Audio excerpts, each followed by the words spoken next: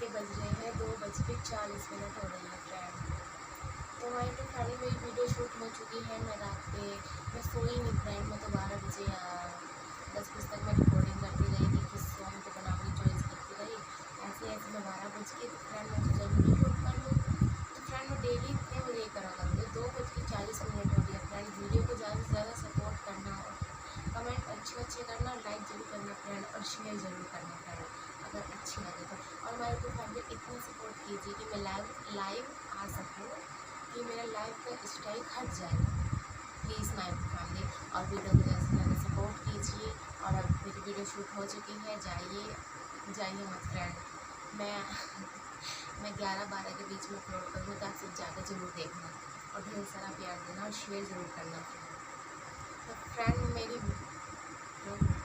Bye bye. हमारे तो family video को ज़्यादा से ज़्यादा सपोर्ट करना। Bye bye, love you.